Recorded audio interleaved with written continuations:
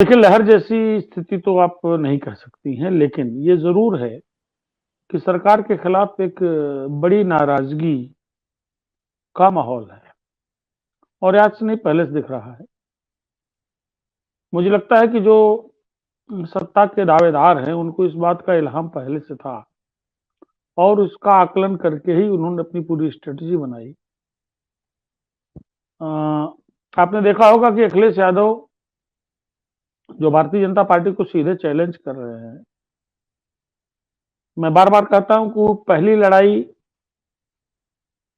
उन्होंने परसेप्शन की जीती। परसेप्शन ये बनाया कि वही हैं या उनका अलायंस ही है जो भारतीय जनता पार्टी को बड़ी चुनौती दे रहा है। तो एक बड़ा वोटर का वर्ग ऐसा भी होता है जिसका मत इस बात पर निर्भर होता है कि वो उसको वोट दे जो चुनाव जीत रहा है। तो एक लाभ तो स्वाभाविक रूप से इसका उनको प्राप्त होना है और हो रहा है और जो रिपोर्ट्स हैं कल के चरण में हुआ भी है। दूसरी बात कि जब इलेक्शन बाइपोलर होता है, बाइपोलर मतलब सीधे आमने-सामने की लड़ाई, तो सत्तारूढ़ दल को थोड़ा-सा रिस्क फैक्टर ज़्यादा हो जाता है। भारतीय जनता पार्टी के साथ एक नहीं अनेक दिक्कतें हैं, लेकिन फिर भी मैं उनकी तारीफ करूँगा कि उनको पता था कि वेस्टर्न यूपी में उनकी हालत ठीक नहीं।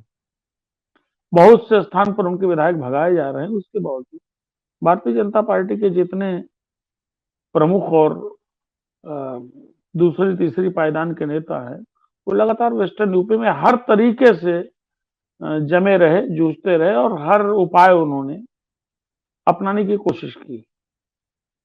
उनको भी पता है कि 2017 से तुलना ही मत करिए, इससे ज़्यादा खराब है। किसानों में, जाटों में नाराज़गी, जातियों में कुछ नाराज़गी। तो वेस्टर्न यूपी में ज़रूर आप एक बार कह सकते हैं कि इस अलायंस की लहर थी, जो प्रथम दृष्टया प्रत्यक्ष रूप से दिख रहा था और जो वोटिंग पैटर्न देखा गया है या जो खबरें आई हैं, वो भी इस बात की तस्दीक करती हैं कि समूचे उत्तर प्रदेश में अगर भारतीय जनता पार्टी जो 324 विधायकों की वोटिंग मेजॉरिटी लेकर के 5 साल पहले सरकार में आई थी और 312 विधायक उसके अपने थे, इतिहास का सबसे स्वर्णिम प्रदर्शन उसने किया था, उसके लिए बड़ी दिक्कत है। ये वहाँ स्पष्ट दिख रहा था। मुजफ्फरनगर से लेकर के आगरा तक की वोटिंग में ये दिखा। लेकिन लहर एक तरीके से इसलिए भी नहीं कह सकते कि ठीक है, जो जाट बेल्ट है, जो रूरल एरियाज़ हैं, वहाँ भाजपा के खिलाफ वोटिंग हुई है, फैसला कुन वोटिंग हो सकती है। लेकिन जो शहरी इलाके हैं, जिला मुख्यालय वाले इलाके हैं, वहाँ भारतीय जनता पार्टी को अच्छे वोट पड़े हैं। तो दंड तो भारतीय जनता पार्टी को बड़ा है, लेकिन मुझे लगता है उतना बड़ा नहीं है जितनी लोग उम्मीद कर रहे थे। जैसे जो आरएलडी और समाजवादी पार्टी दावा कर रही है 50 सीट जीत रहे हैं, हम 52 सीट जीत रहे हैं, 55 सीट जीत रहे हैं। तो भारतीय जनता पार्टी ने तो प्रूव किया है पिछले इलेक्शन में इतनी ज्यादा सीटें जीतने का, लेकिन वो स्थिति नहीं है। आगरा, मथुरा, बुलंदशहर का शहरी इलाका, गौतम बुद्ध नगर और गाजियाबाद, इवन मुजफ्फरनगर का जो शहरी इलाका है, जो मुजफ्फरनगर प्रॉपर सीट है, इन स्थानों पर, और मेरठ, मेरठ का शहरी इलाका। हालांकि मेरठ के देहात में जो खबरें आ रही हैं, संगीत सोम जैसे दिग्गज इनके, वो काफी टफ फाइट में हैं। थाना भवन में भी यही स्थिति है, जहाँ कैबिनेट मिनिस्टर हैं। तो एक लहर जैसा माहौल तो था और वो साफ स्पष्ट था, सबको पता था। लेकिन आगे लहर वाला सवाल मुझे ज्यादा प्रासंगिक नहीं लग रहा है, लेकिन सर इसीलिए इतना ये तो है। सवाल है कि क्या लहर है या फिर जनता विकल्प तलाश रही है? पूरा सवाल ये है सर। देख लीजिए, मैं विकल्प पे भी आता हूँ। देखिए, जनता तो हमेशा विकल्प तलाशती है। उत्तर प्रदेश का रिसेंट पास्ट आप देखें तो इस बात की तस्दीक करता है कि 7 में तुम, 12 में तुम, 17 में तुम, मतलब हर 5 साल में सरकार बदलाव। बदलने का इसका मिजाज हो गया है उत्तर प्रदेश का। ये लगातार देखा जा रहा है। लेकिन यहाँ एक बात ये देखनी पड़ेगी कि 2012 के बाद उत्तर प्रदेश की पॉलिटिक्स के कैरेक्टर में बहुत बड़ी तब्दीली हुई है और 2014 में भारतीय जनता पार्टी की बम्पर दस्तक के बाद चीजें बड़ी बदली हैं। 2014, 17 और 19 3 इलेक्शन हुए, हमने देखा है, वोटिंग पैटर्न देखा है कि भारतीय जनता पार्टी को बम्पर सपोर्ट पब्लिक का मिला है। तमाम इक्वेशंस के नाते, तमाम परिस्थितियों के नाते, नरेंद्र मोदी के चेहरे के नाते, गवर्नमेंट ऑफ इंडिया जो नरेंद्र मोदी के नेतृत्व में उसके तमाम कामों के नाते, तो ये पैटर्न बदला है। लेकिन हम एक कैसे भूल जाएं कि हर 5 साल में सरकार बदलने की एक रवायत सी बन गई है उत्तर प्रदेश में। और हम ये कदाचित हमें भूलना नहीं चाहिए कि एंटी इनकम्बेंसी फैक्टर काम कर रहा है। योगी आदित्यनाथ की सरकार ने जिस तरीके से काम किया, ग्रास रूट लेवल तक शायद लोगों में बहुत कारणों से नाराजगी थी और है, जो देखी गई है। ये कोई छिपाने वाला तथ्य नहीं है। तो एक वो भी विषय है। मैं ये नहीं कहता हूं लोग कोरोना काल की त्रासदी और तमाम चीजों से बहुत आतुर हैं, लेकिन कॉमन आदमी जो गांव में रहता है, जिसने इतना बम्पर वोटिंग की थी भाजपा के पक्ष में, वो ये भी देख रहा है कि एडमिनिस्ट्रेशन से उसको जो चीजें, जो सहूलतें मिलनी चाहिए, जो सपोर्ट मिलना चाहिए, थाने से जिस तरीके से इंसाफ होना चाहिए, थाने से करप्शन कम होना चाहिए, तहसीलों से करप्शन कम होना चाहिए, लेकिन दावे भारतीय जनता पार्टी कितना करे, योगी आदित्यनाथ स्वयं अपनी पीठ कितनी थपथपाएं। ये सच है कि तहसीलों की घूसखोरी, थानों के हालात में बदलाव न होना बल्कि उल्टे और खराबी आना, ये सब ऐसे विषय हैं। रूरल एरियाज की जो पीएचसीज हैं उनमें कोई बहुत बड़ा परिवर्तन न होना, बुनियादी शिक्षा की जो व्यवस्था है, तमाम कोशिशों के बावजूद उसके हालात में कोई तब्दीली न होना, ये सब ऐसे दूसरे। इसके अलावा एक बड़ी चीज जो हमेशा जेरे बहस रही है पिछले 4 साढ़े 4 साल में उत्तर प्रदेश में, जातिवाद।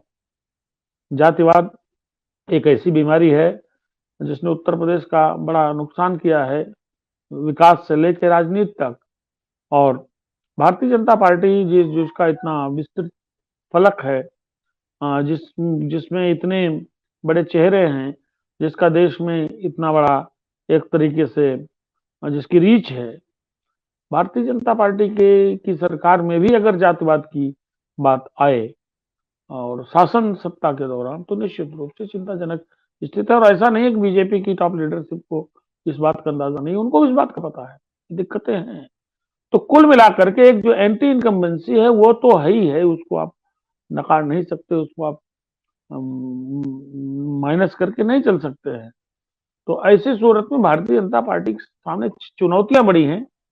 लेकिन और ऐसी जब चुनौतियां होती है तो निश्चित रूप से जो व्यक्ति संतुष्ट नहीं है सरकार के कामकाज से, वो विकल्प ढूंढता है। तो विकल्प ढूंढने की प्रक्रिया तो मुझे लगता है कि सतत है। कुछ फीसद या अच्छा फीसद कभी कभी लोग होते हैं जो विकल्प की तलाश करते हैं। कुछ लोग ऐसे होते हैं जो मन मस्तिष्क और समस्त ऊर्जा से तैयार रहते हैं कि उनको किसको वोट देना है। और एक अच्छा खासा प्रतिशत वोट ऐसा होता है जो देखता है कि माहौल किसका है, लहर किसकी है, वो लहर और माहौल के साथ जाता है। और ये वोट अच्छा खासा होता है, कोई कम नहीं होता है। ये सत्ता को और स्थानीय स्तर पर उम्मीदवारों का भाग्य पलट सकता है। वो देखता है कि लहर किसकी है, माहौल किसका है, किसके साथ जाएं, जो फ्लोटिंग वोट जिसको हम कहते हैं। तो यह परिस्थिति मेरी दृष्टि में है। भाजपा के सामने चुनौतियां बड़ी हैं, लेकिन ऐसा नहीं है कि जो गठबंधन है उसके सामने चुनौतियां नहीं है। अगर आप पहला चरण और दूसरे चरण का आधा हिस्सा छोड़ दें, हालांकि दूसरा चरण ये जो आ रहा है ये बड़ा सम्मिश्रित समीकरण वाला चरण है। यहाँ बहुत सी ऐसी, कम से कम 20 ऐसी असेंबली से कॉन्स्टिट्यूंसीज हैं जहाँ दलित वोटरों का बहुत मतलब होता है, बिना उनके कोई फैसला नहीं हो सकता। और 2 दर्जन के आसपास ऐसी कॉन्स्टिट्यूंसीज हैं जहाँ मुस्लिम मतदाताओं की काफी संख्या है, बड़ी संख्या है। तो ऐसी सूरत में देखना बहुत दिलचस्प होगा कि मतदाताओं का रुख क्या होता है। एक और बात जो भारतीय जनता पार्टी का बड़ा ब्रह्मास्त्र रहा है पिछले कुछ चुनाव में, जो हम लोगों ने देखा है, वो ये कि 2014, 2017 और 2019 तीनों चुनाव में धार्मिक आधार पर ध्रुवीकरण का एक भाव देखा गया, और उस भाव का प्रभाव प्रथम चरण से शुरू होकर के आखिरी चरण तक, मतलब मुजफ्फरनगर से शुरू होकर के सोनभद्र तक देखा गया था। इस बार उसकी तमाम कोशिशें हुई। भारतीय जनता पार्टी के नेताओं ने लगातार एकदम बहुत फोकस करके इस बात पे जोर दिया, लेकिन जो वेस्टर्न यूपी का मतदाता है, खासतौर से प्रथम चरण का, वो बड़ा साइलेंट रहा। न तो किसी वर्ग की ओर से इस तरह की कोई प्रतिक्रिया नहीं दिखी, न कोई ऐसा माहौल दिखा।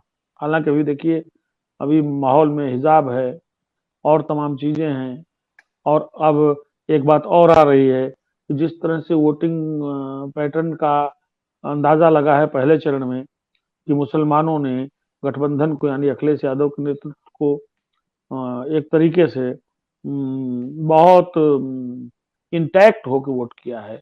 मतलब अगर उम्मीदवार बसपा के मुस्लिम नहीं हैं, अगर मुस्लिम उम्मीदवार हैं भी, तो वहां शायद वहां भी समाजवादी पार्टी को और आरएलडी को अच्छा खासा वोट मिला है।